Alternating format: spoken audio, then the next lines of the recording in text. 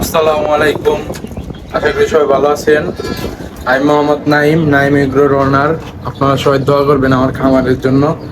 আজকার যে বিষয়টি নিয়ে আসছি আপনাদের মাঝে, সেই বিষয়টা হচ্ছে, অনেকে প্রশ্ন করেন, ভাই খামার তো করি কিন্তু লাভবান হইতে পারি না, কি করলে লাভবান হইতে পারবো বা কিভাবে একটা খামার আর কি চালু করবো বা পরিচালনা করবো, এগুলো বিষয় আর কি ধারণা দেওয়ার জন্য আর কি বলছিলেন। এটা হচ্ছে মানে খামার সেক্টরের মেইন একটা বিষয়, যে কিভাবে লাভবান হইতে পারবেন। হ্যাঁ, এই বিষয়টা মাথায় যদি একবার সেট হয়ে যায় কিভাবে কি করলে লাভবান হওয়া যায়, তখন আর কি ইনশাল্লাহ লাভের আশা করা যায়। তাই চলুন আজকের ভিডিওতে সম্পূর্ণ ডিটেলস আর কি বইলা দিই কিভাবে শুরু করবেন। যতটুকু ধারণা আছে ততদিক থেকে বলবো।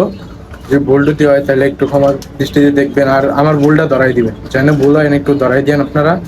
চলেন শুরু করি।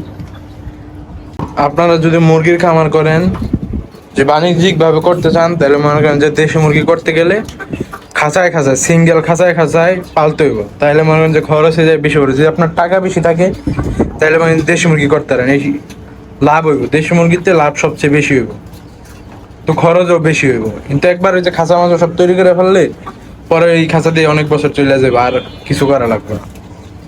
আর যদি মনে করেন যে না ভাই, এত সময় দেরি করে লাভের আশা করলে হইব না, টাকার পয়সার একটা বিষয় থাকে, তাইলে মনে হয় যে আমি কমে যে ব্রয়লার করেন, পরে কালার বার্ডের বাচ্চা যেগুলো আছে ওগুলা করেন। আর কারো অত লাভ দেখাও আপনার ওই পিছে সুইডেন না, আপনার মার্কেট বোঝা লাগবে। যেই জায়গায় যে মার্কেট আছে জিনিসের, সেই জায়গায় সেই জিনিস করা লাগবে। এই যে ব্রাহ্মা মোরগ মুরগি এগুলার বাচ্চা, আমি গাজীপুর থাকি, আমার এই জায়গা থেকে ডেলিভারি বাংলাদেশের ম্যাক্সিমাম জায়গায় করা যায়।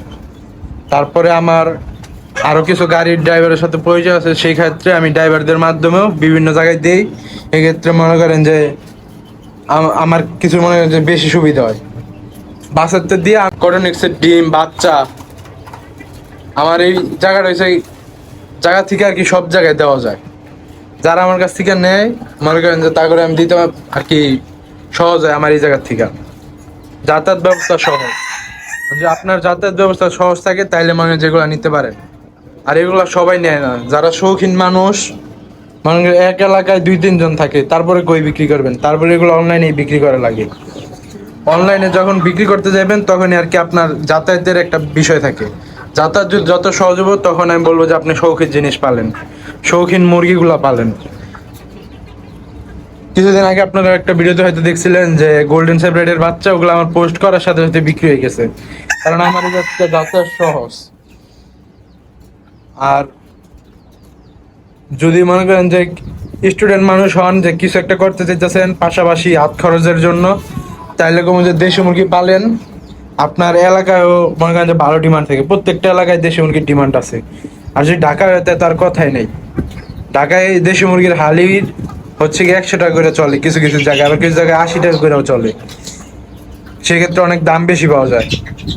আর দেশি মুরগির কেজি 500 থেকে 600 টাকা, সেক্ষেত্রেও একটা লাভবানের মুখ দেখতে পারে খামারি। এই জন্য আমি বলি, যারা শহরের দিকে থাকেন তারা দেশি মুরগি পালেন।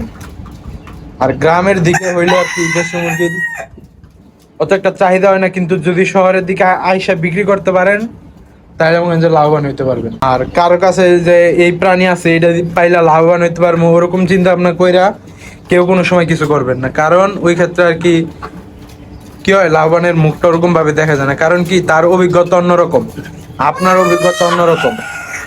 কারো দেখলেন যে ভাই গরুর খামার করছে, হ্যাঁ অনেক লাভবান হইতাছে, আপনার বোঝা লাগবে যে আপনার গরু খামার করার জায়গা আছে নাকি।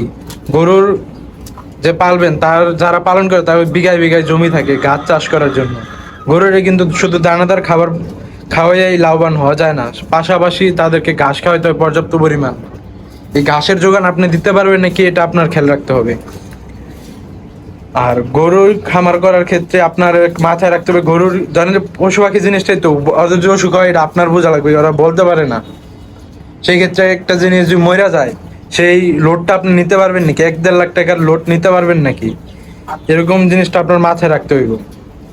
যেন গরু একটা মরে গেলেই খামার পুরা মনে করেন যে আপনার ছেড়ে দিতে মন চাইবে, কিন্তু কেলে এজন্য ভালো ভেটেনারি যে ডাক্তার আছে তাদের সাথে সবসময় যুক্ত থাকা, যে কেমনে কি করলে কি কি কি হইব, কোন সময় কোন মেডিসিন কোন ওষুধ ভিটামিন দেওয়া লাগবে, এগুলা সবসময় খেয়াল রাখতে হইব। বর্তমানে মনে করেন যে শহর অঞ্চলে গরুর খামার করলেও ভালো একটা লাভ নেওয়া যায়, কারণ দুধের চাহিদা সবসময় একই থাকে, দুধের দাম একই থাকে। গ্রামে কিন্তু সিজনাল, গ্রামে এক এক সময় দুধের দাম এক এক রকম যায়। রোজার দিকে দুধের দাম বেশি যায়, ঈদের সময় বেশি যায়, এরকম সিজনাল, অনেক সময় কমে যায়। কিন্তু আপনারা শহরের অঞ্চলের দিকে দুধের দাম কোনো সময় উঠানামা করে না, যেই দাম ওই দাম, কোনো সময় কমে না, বাড়বো কিন্তু কমবো না। শহর অঞ্চলে যারা থাকে এগো আর কি ব্যবসায় লাভবান বেশি হয়। মনে করেন যে মুরগির ক্ষেত্রে আমি বলবো যে যাদের যাতায়াত ব্যবস্থা সহজ, যে দিতে পারবেন পণ্য সহজ, এক জায়গা থেকে পাঠানো যায়, তারা শৌখিন মুরগি পালেন। যাদের যাতায়াতে একটু সমস্যা হয় তারা দেশি মুরগি পালেন আর দেশি মুরগির ডিম বিক্রি করেন। আর যদি বাচ্চারই পান তখন বাচ্চা উৎপাদন করবেন। আর যদি বাণিজ্যিক ভাবে কোয়েলের খামার করতে চান তাইলে এই জাপানি কোয়েল না করে ইউরোপিয়ান হোয়াইট জায়ান্ট কোকোনেট যেটা, এগুলার খামার করেন, কারণ এগুলার ডিমের দামও বেশি, ওজনও বেশি। আপনারা ছেলেগুলা বেশি দামে আর কি বিক্রি করতে পারবেন রেস্টুরেন্টে, অনায়াসে সেল হয়ে যাবে। আর প্রত্যেকটা এলাকায় কিছু ফাস্ট ফুডের দোকান থাকে, ওই ফাস্ট ফুডের দোকানে এগুলো আর কি বিক্রি হয়ে যাবে। এগুলো নিয়ে ওরকম প্যারা খাওয়া লাগবে না বিক্রি করার ক্ষেত্রে। আর বলবো যে মার্কেট যদি খারাপ হয়, যে জিনিস মার্কেট বুঝা তারপর জিনিস পালবেন। আরো হাত পায়ে ধরে যদি পণ্য বেচা লাগে ওগুলা করার দরকার নেই, যেগুলো আর কি বিক্রি করা যাবে সহজে ওগুলা করবেন। এই যে টাইগার মুরগি ঢাকার শহরে ওরকম ভাবে আমি করছিলাম, আমার এলাকায় চলে নাই, টাইগার মুরগি পরে বাদ দিয়ে দিছি। এরকমই যেগুলো না চলবে ওগুলো একবারে বাদ দিয়ে দিবেন। আর আগের থেকে বোঝা লাগবো যে এটা কি করা যাবে কি যাবে না। আমি যখন টাইগার মুরগি করলাম একদিনে সব মুরগি বিক্রি করতে পারছি। আপনার ক্ষেত্রে ওরকম বিক্রি করতে পারবেন কিনা এটা আপনার মাথায় রাখতে হবে। আপনি যদি কোনো বিষয় জানতে চান তাহলে একটু বলবেন, কমেন্টে বলবেন।